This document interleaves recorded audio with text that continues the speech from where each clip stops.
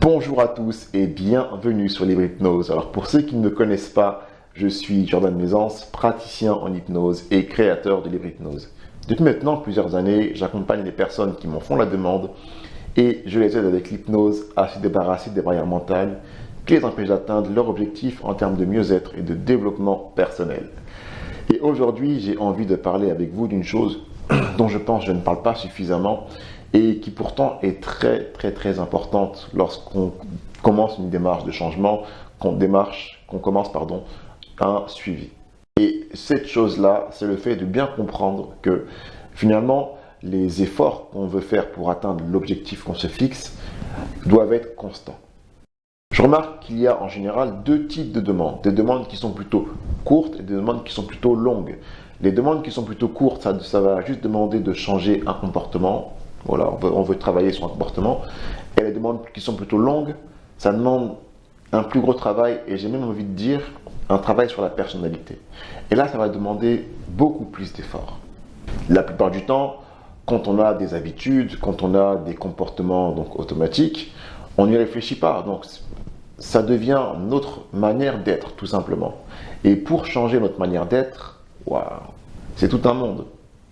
Tout un monde, et c'est pourquoi il faut travailler constamment. C'est pas juste une fois aller voir un hypnothérapeute et se dire bah c'est bon, j'ai fait ma séance et puis c'est bon, c'est fini. Non, pas du tout. Il faut travailler avec le thérapeute, il faut travailler à la maison, il faut parfois même se surveiller pour ne pas retomber dans l'ancien comportement, dans nos anciennes habitudes. Et ça demande effectivement beaucoup de travail et beaucoup d'énergie. En vérité, ce travail-là, si vous savez comment ça marche, vous pourrez presque même, je dis bien presque, le faire sans thérapeute. Mais en vérité, il vous manquera la technique. Il vous manquera la technique, il vous manquera aussi du soutien parce que c'est très important. Et puis, encore plus important, il vous manquera du recul. Lorsqu'on est dans des comportements automatiques, on n'a pas le recul nécessaire pour pouvoir se dire « Ah, je retombe dans mon ancien comportement ». En général, on n'a pas ce recul-là. C'est pourquoi allez voir un accompagnant, un thérapeute, et même dans les cas les plus importants, un psy, c'est important. Parce que vous allez avoir justement ce regard extérieur qui ne va pas venir pour vous juger, parce qu'on n'est pas là pour ça du tout, bien au contraire, mais pour vous accompagner et pour vous aider à mieux vous comprendre avec nos techniques et nos savoir-faire. Vous, de votre côté, il faut rester dans cette énergie de changement, dans l'envie que ça aille mieux, dans le travail et les efforts à mettre en place. Quelque part, quand vous changez, il ne faut pas vous dire que je vais changer parce qu'on m'a dit que ce thérapeute était bon, on m'a dit que cet accompagnant était le meilleur. Non, il faut changer parce que vous avez intégré le fait que changer est important pour votre vie et que vous devez évoluer.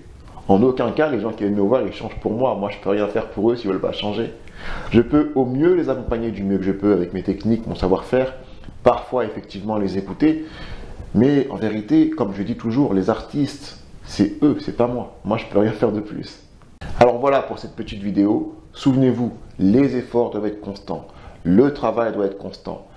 Plus vous allez mettre du travail, d'efforts, de discipline même quelque part, enfin en tout cas de vous surveiller, plus ça va marcher.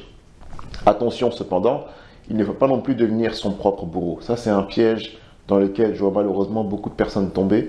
C'est pas la peine de se frapper, de se culpabiliser, de se faire du mal. Le changement doit être fait dans un bon état d'esprit. C'est aussi pour ça qu'on va voir un accompagnant. Avec les techniques, par exemple, qu'on va apprendre en hypnose, on va apprendre à lâcher prise sur certaines choses et à s'attacher à d'autres choses. On va aussi apprendre plus facilement à se détacher de certains comportements pour finalement réussir à changer notre personnalité si, bien sûr, c'est ça qu'on cherche à changer. Alors voilà mes amis, je vous laisse pour cette petite vidéo. Bien entendu, ceux qui veulent apprendre l'auto-hypnose, j'ai justement ce livre que j'ai écrit juste là, 10 leçons sur l'auto-hypnose, qui est donc disponible sur Amazon. Vous l'achetez, vous le commandez, il arrive chez vous et vous pouvez déjà commencer à travailler chez vous pour modifier vos comportements. Autrement, j'ai aussi d'autres livres, bon je ne vais pas vous les montrer mais vous savez que j'en ai, qui peuvent aussi vous aider. Mais surtout, l'important, quelle que soit la méthode que vous choisissez, soyez régulier dans votre travail et ça marchera. Voilà. Je vous laisse, je vous remercie d'avoir regardé ces vidéos jusqu'au bout.